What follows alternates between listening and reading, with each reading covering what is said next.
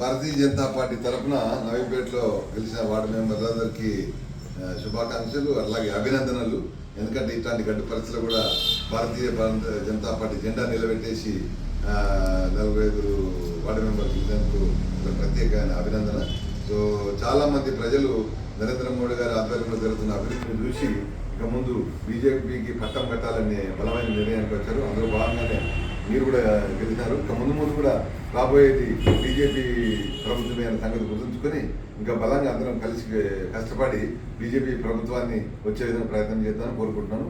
అందరికీ ప్రత్యేకమైన ధన్యవాదాలు.